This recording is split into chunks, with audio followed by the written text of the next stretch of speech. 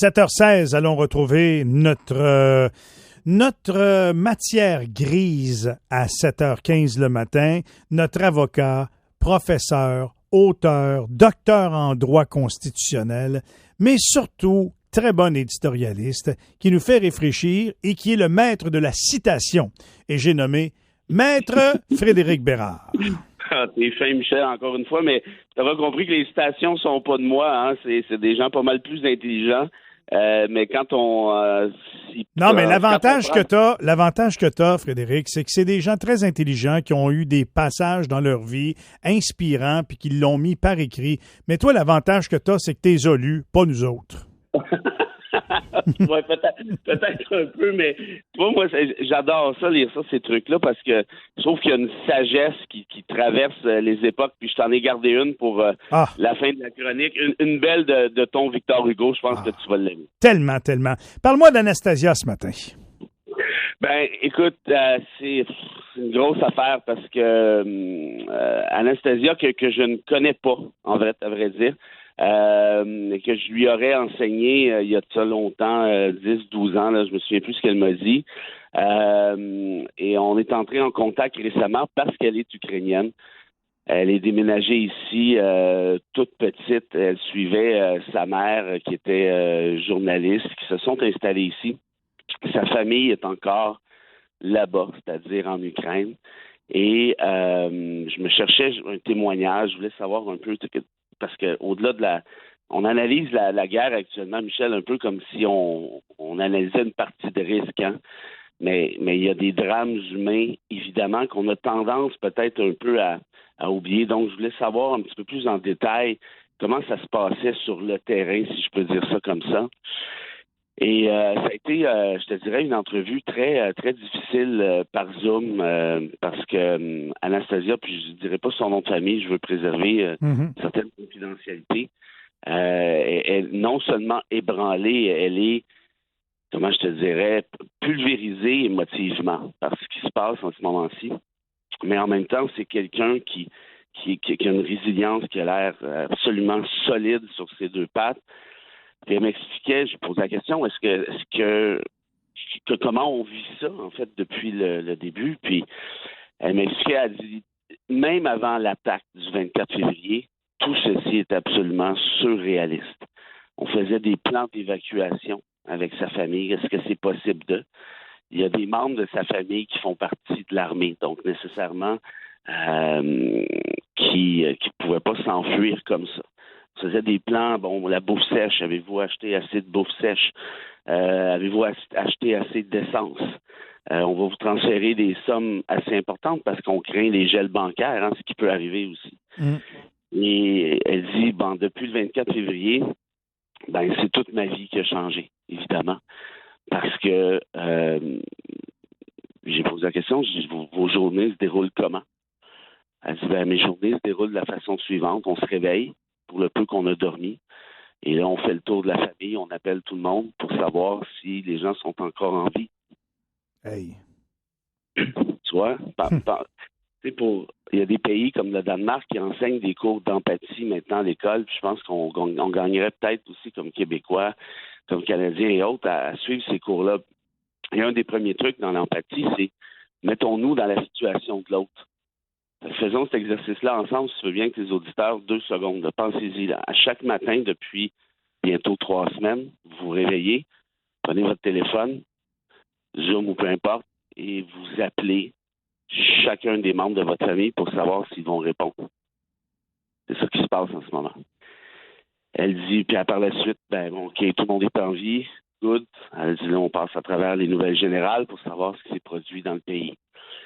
Puis elle dit, actuellement, ce qui est rapporté par les médias, évidemment, en partie, est très vrai. Il y a toujours un petit jeu de propagande, mais elle confirme que ce qu'on voit et ce qu'on sait de la part de journalistes qui sont en Ukraine est totalement vrai.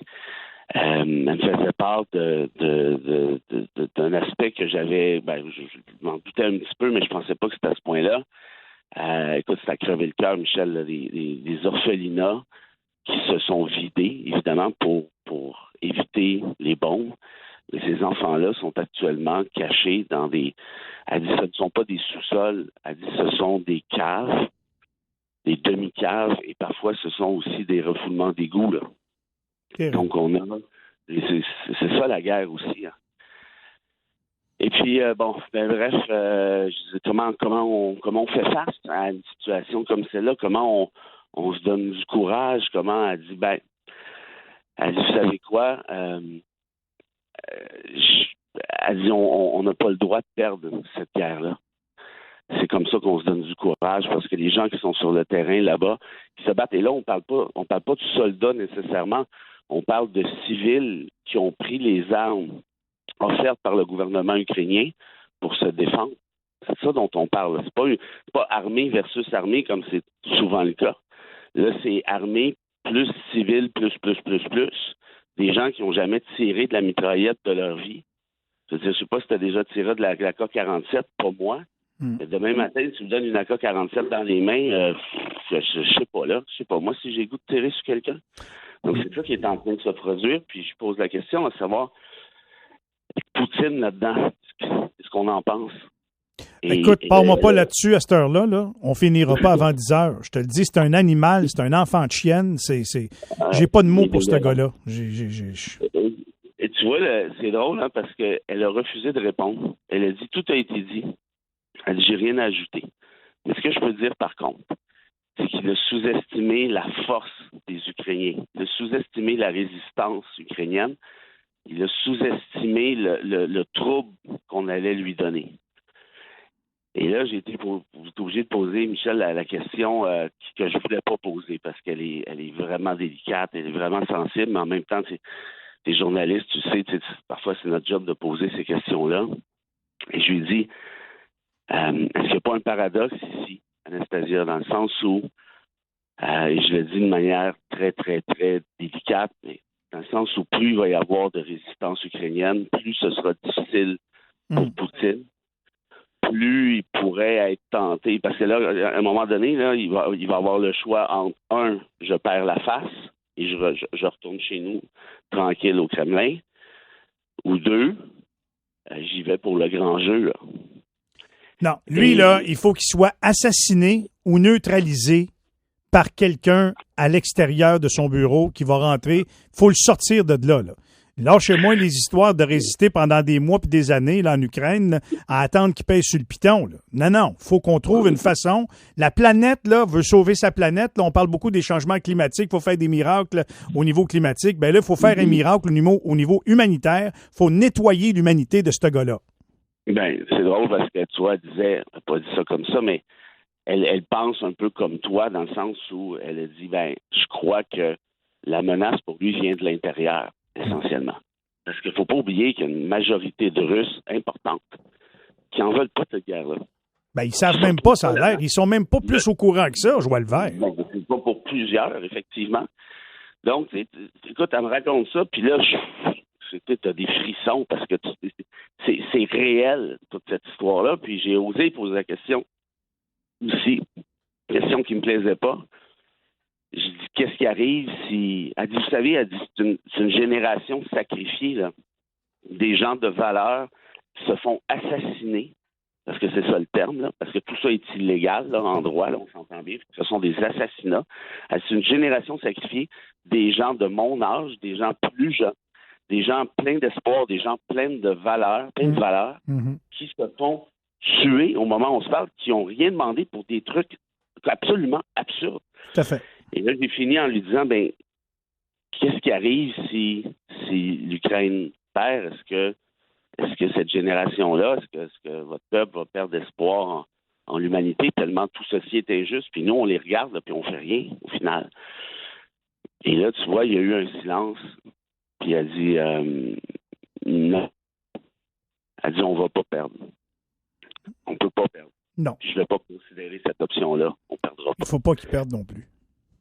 Et tu vois, je termine en disant ceci. Elle me lançait une phrase, mon vieux, ça m'est allé absolument droit au cœur.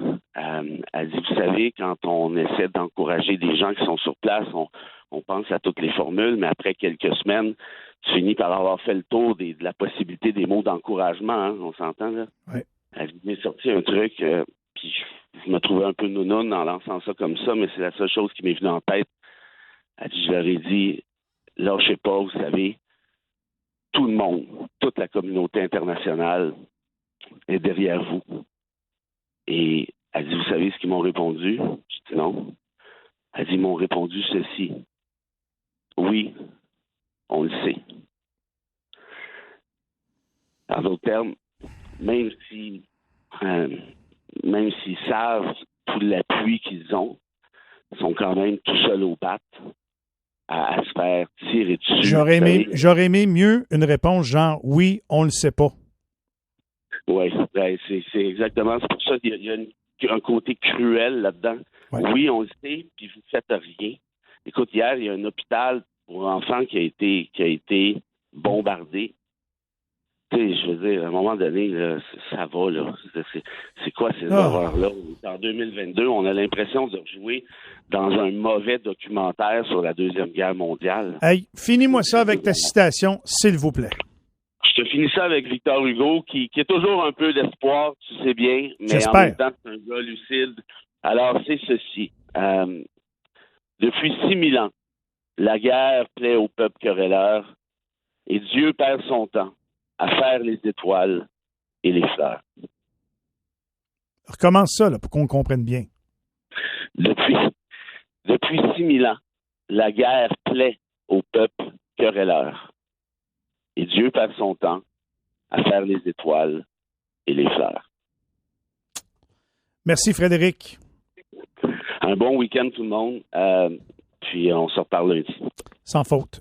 7h28. Frédéric Bérard. On s'arrête. Pierre-Jean, les nouvelles. Au retour, Nicolas Brisson de la PCHQ.